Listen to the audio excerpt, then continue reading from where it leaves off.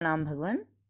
आत्मदर्शी बाबा नगीना साहब जी के द्वारा रचित अद्भुत ग्रंथ वेदांत वचन और एपिसोड भगवान आज 7 ले रहे हैं। पीछे 5 कोष और तीनों अवस्थाएं और लाठी के उदाहरण से बताया था। अब यहाँ से आगे ले रहे हैं भगवान। 5 कोष और जागृत, स्वप्न और सुषुप्ति अवस्था की व्याख्या और लाठी के उदाहरण से सिद्ध है कि आत्मा 5 कोषों से ढका हुआ, सब में व्यापक, सबका आधार और सबसे निराला तथा असंगा है।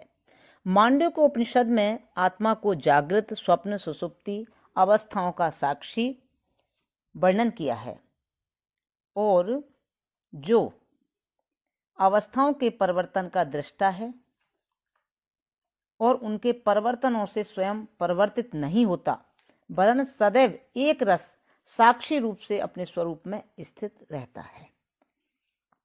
लाठी के उदाहरण से दिखलाया गया है कि प्रत्येक वस्तु जो नाम रूप रखती है, उसमें जो कुछ ज्ञानेंद्रियों द्वारा ज्ञात होता है या जो कुछ मन के द्वारा जाना जाता है या जो कुछ अभी जाना नहीं गया और भविष्य में जाना जा सकता है, वे सब गुण हैं, परिवर्तनशील हैं और वस्तु का यथार्थ स्वरूप नहीं है। जो वस्तु का वास्तव स्वरूप है वह मन और ज्ञानेंद्रियों से परे है और ज्ञात तथा अज्ञात वस्तुओं का आधार आत्मा है। जो इसी कारण से कि मन और ज्ञानेंद्रियों की उस तक पहुंच नहीं, मन वाणी से परे अथवा निर्विकार, निरअवयव और अनुपम कहा जाता है। अतः जब यह आत्मा सर्वोत भावेन नाम रूप से अलग और उनके अधीन नहीं, तो किसी प्रकार भी यह कर्ता नहीं हो सकता। अब प्रश्न यह उत्पन्न होता है कि आत्मा क्यों कर्ता होकर दिखलाई देता है और मनुष्य शरीर में कौन करता है। हम पहले मनुष्य शरीर की जांच कर चुके हैं और हमने देखा है कि वह स्थूल आवरण अन्नमय कोश रूप वाला है, जो 3 रूप वाले तत्वों अर्थात पृथ्वी, जल और अग्नि से बना हुआ है। दूसरा आवरण प्राणमय कोश है, जिसमें वायु की प्रधानता है। तीसरा मनोमय कोश है, जिसको अंतःकरण भी कहते हैं, और अंतःकरण तत्वों के सतोगुण अंश अथवा अर्थात सूक्ष्म तत्वों से बना है। इस अंतःकरण सूक्ष्म अंश का नाम विज्ञानमय कोश है और इस शरीर में यही विज्ञानमय कोश कर्ता जानने वाला, निर्णय करने वाला माना गया है। अंतःकरण चूंकि पंच तत्वों का सूक्ष्म अंश है, इसलिए निर्मल है।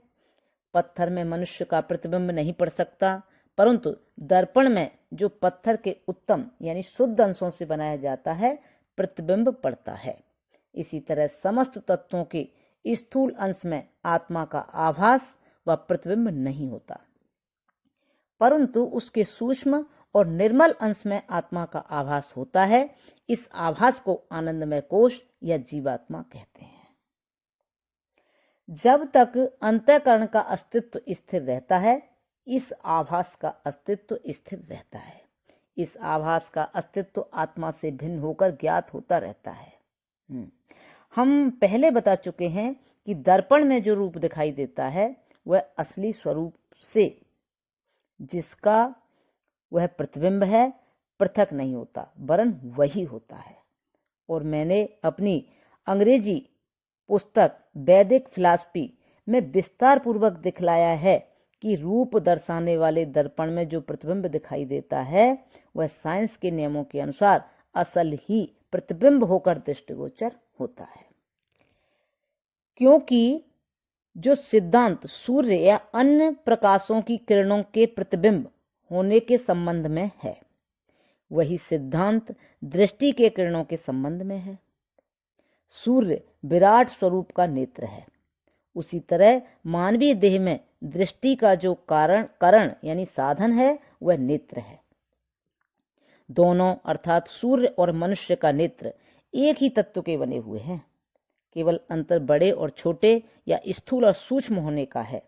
सिद्धांत यह है कि जब किरणें किसी स्वच्छ वस्तु पर पड़ें और उसमें से रुकावट के कारण बेध कर आगे न जा सकें, जिस तरह शीशे की पीठ पर कलई चढ़ाने से रुकावट पैदा की जाती है शीशे की पीठ पर, तो वे लौट आती हैं।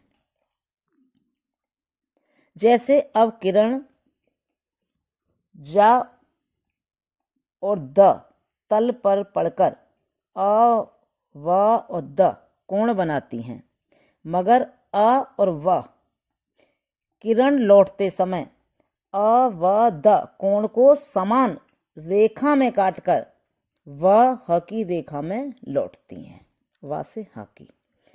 और जो वस्तुएं ह स्थान पर विद्यमान हो उनको दिखाती हैं, क्योंकि नियम यह है कि लौटते समय जो किरण के किसी निर्मल तल पर पड़ने से कोण उत्पन्न होता है, प्रतिबिंब किरण उस कोण को समान काटकर लौटती है और उसके लौटने में जिस जगह पर जाकर रुकती है उसको दिखाती है।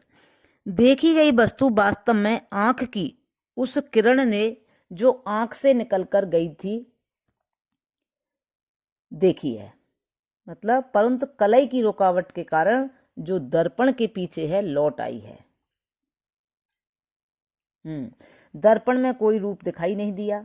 यदि दर्पण में कोई आकृति उत्पन्न होती तो बहुत सी आकृतियों के उत्पन्न होने से दर्पण मैला हो जाता, या बहुत से मनुष्य एक ही दर्पण को सामने रखकर नाना रूपों को न देख सकते, और संभव नहीं था कि एक छोटे से दर्पण के टुकड़े में मनुष्य समस्त आकाश या बड़े बड़े पहाड़ों या दृश्यों का परिदर्शन कर सकता।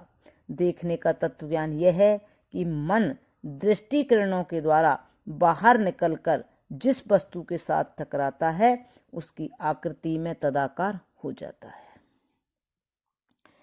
और इस मन की आकृति से विज्ञान आत्मा परिचित हो जाता है, और ये रूप विज्ञानमय कोश से होकर जब आनंदमय कोश में प्रविष्ट होते हैं तो वहाँ चूंकि मन और बुद्धि की गति नहीं है, इसलिए वे एक समष्टि रूप में विद्यमान रहते हैं। परंतु मन का किसी वस्तु के साथ टकराना मन को गतिशील, चंचल और तरंगित करता है, और इस मौज यानी तरंग को वृत्ति कहते हैं। जब यह वृत्ति आनंदमय कोश में चली जाती है तो उसको संस्कार बोलते हैं।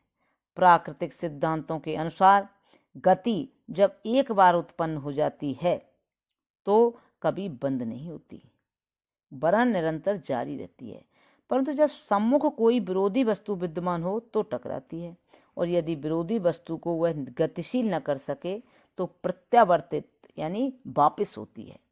यहाँ गति प्राप्त वस्तु ख्याल या मन की वृत्ति है।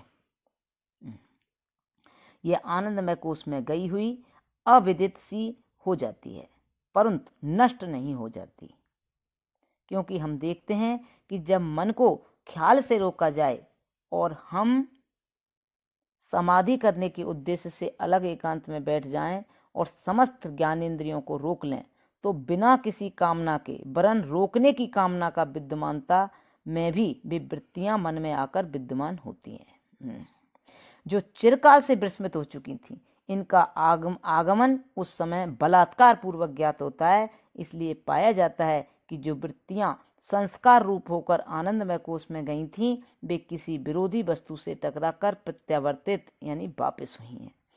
जो कुछ नेत्रों के द्वारा उत्पन्न वृत्तियों और संस्कारों के प्रत्यावर्तन के विषय में उल्लेख किया गया है वह अवशिष्ट ज्ञानेंद्रियों से उत्पन्न वृत्तियों और संस्कारों के संबंध में भी समझना चाहिए। इस वर्णन से स्पष्ट सिद्ध है कि वास्तव में मालूम करने का कारण यानी साधन मन है,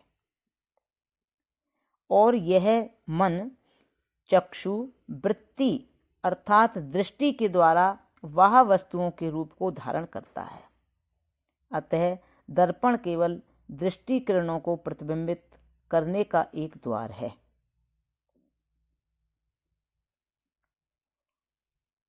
और वास्तव में असल वस्तु जिसको आंख अपने आप नहीं देख सकती, असल वस्तु जिसको आंख अपने आप नहीं देख सकती, दर्पण के द्वारा देखती है। दर्पण में एक गुण यह भी है कि बड़े को छोटा और सीधे को उल्टा करके दिखाता है। पानी में हम देखते हैं वृक्ष की चोटी नीचे और जड़ का स्थान ऊपर को दिखाई देता है। दर्पण में हमारा मुख दर्पण की ओर होता है, प्रतिबिंब दर्पण में है। दृष्टि की किरणें उससे टकराकर वापस अपने मुखमंडल पर पड़ती हैं, इसलिए मुखमंडल का उल्टा अर्थात अपनी ओर को मुख किए हुए दिखलाता है। एक और पवित्र बात भी हम दर्पण में देखते हैं कि दर्पण के कुछ हिलने से अलग वस्तु प्रतिबिंब रूप से हिलती हुई दृष्टिगोचर होती है। दर्पण की गति असल वस्तु की गति प्रतीत होती है। इसी तरह हम देखते हैं कि अंतःकरण में आत्मा जो सर्वव्यापक मुहिते कुल यानी सर्वव्यापक है, परिच्छिन्न और छोटा सा होता है। जो सर्वशक्तिमान है वह शक्तिहीन और दुर्बल ज्ञात होता है, जो स्वयं सर्वव्यापक होने के कारण शांत एवं स्थिर है, अंतःकरण की गति के कारण चंचल और अस्थिर प्रतीत होता है। आत्मा सत चित आनंद स्वरूप है। सत इसलिए कहते हैं कि सदैव विद्यमान रहता है, कभी परिवर्तन या पतन को नहीं पाता। चित इसलिए कहते हैं कि साक्षी रूप है और स्वयं किसी वस्तु से संबंध नहीं रखता।